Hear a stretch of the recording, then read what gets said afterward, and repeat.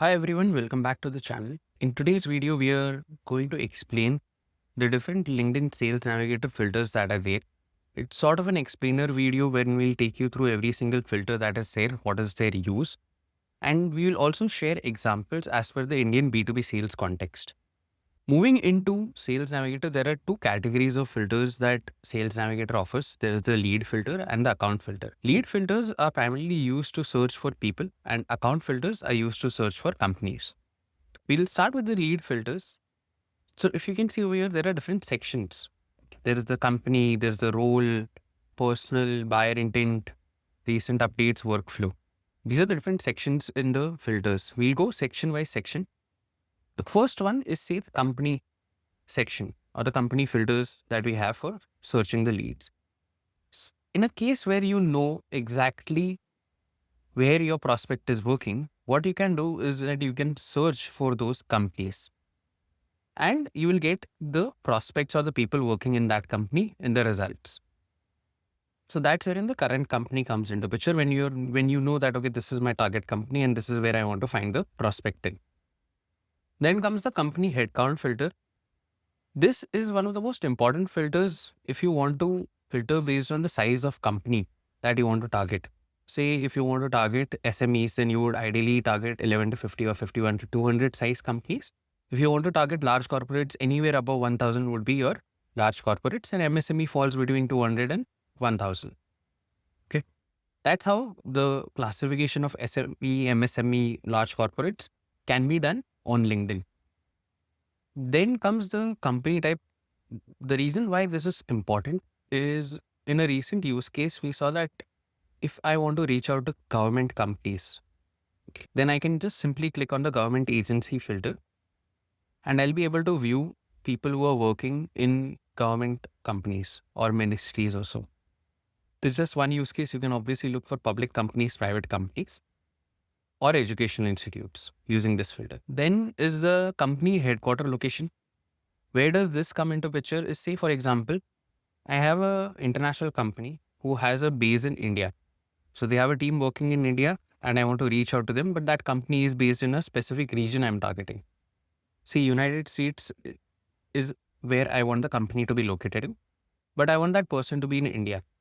So I can use this particular filter just to see that, okay, yeah, company is an international company, but the people are in India. The next part of the filter is the roles.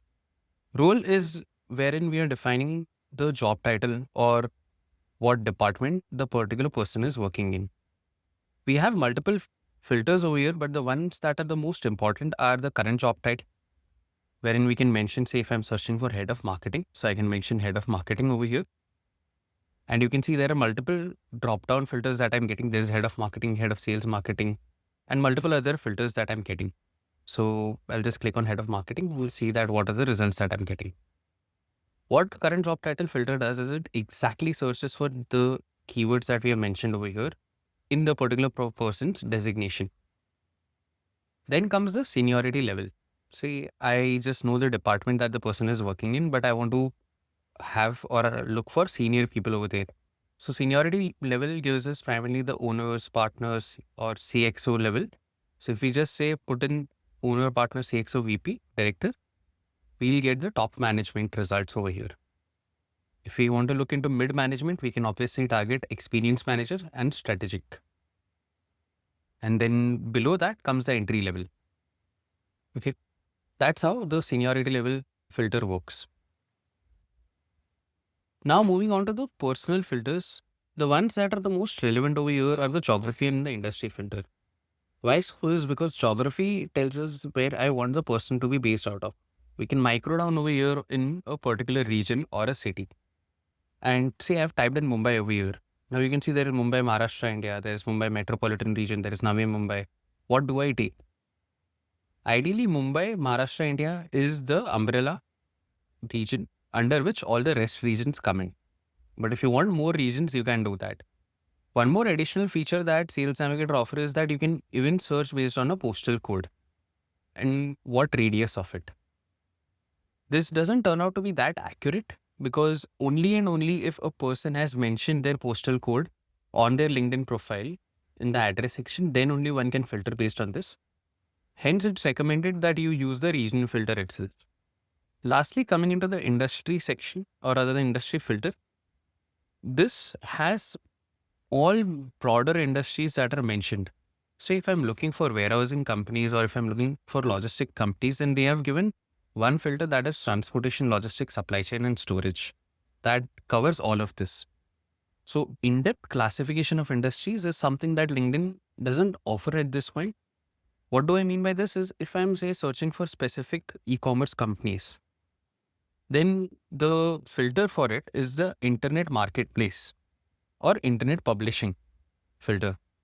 In e-commerce, if I want to search for say pharma e-commerce or personal care product in e-commerce, that is not something that I'll be able to get over here. So there are different filters for it. What we recommend is for you to go through all of this, try searching the relevant industries according to you and see that, okay, what is the best fitment for you as per your ICP. So this was the personal filter. There are other filters over here, but these are not that relevant when we talk about from a sales perspective. Apart from these three categories of filters, what we also have is the recent updates filter. So say, for example, I want to look for people who have recently switched jobs.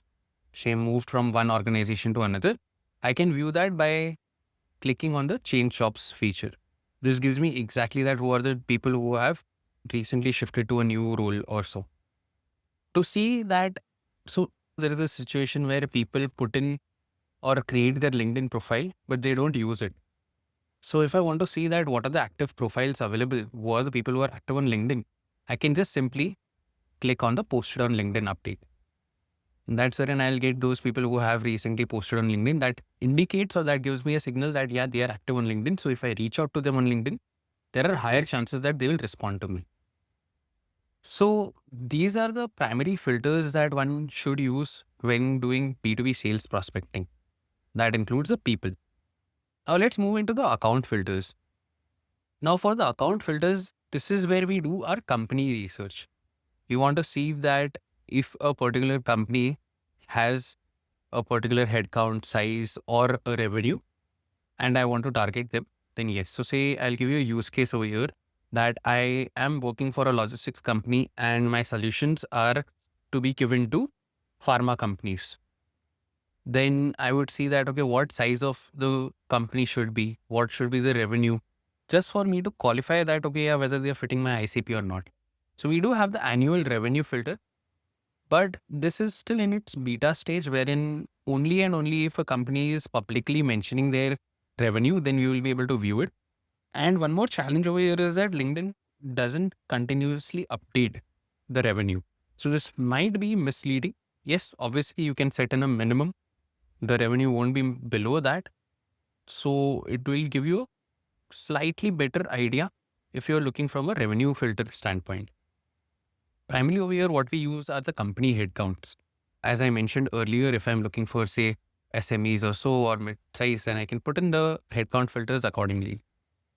And then I can even see that, see, these are set of companies that fall under 50, 100, 200 and 200 to 500 headcount. I can see in what department has their growth been or is the company growing. What are the basic criteria for to measure company's growth is one by their revenue growth and second is by their company size growth.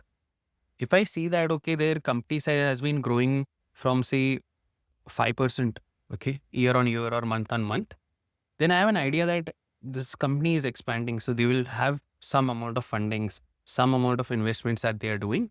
And this is the scalability that they are planning to reach. We also have the headcount location filter similar to what we had in the lead filter. We can see that where the companies are based out of.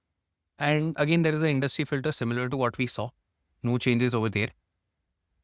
In addition to these, we even get specifically, if I'm say targeting a company, okay, and if I want to see that how many people are working in the HR department, okay, and I see that, okay, if my solution is driven towards giving an HRMS platform to a company, then I would want say a minimum of 10 people working in the human resource department. Just one qualification criteria and then I get that. So it even gives me not just an overall headcount, but also a department-wise headcount that I can filter by. So yeah, that is all about the filters that are used on LinkedIn Sales Navigator for doing B2B prospecting.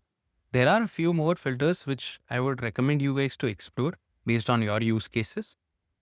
But these are the ones that hold priority over the others. And hope this has helped in understanding the LinkedIn Sales Navigator filter and even understanding from what is your use case and an Indian B2B context.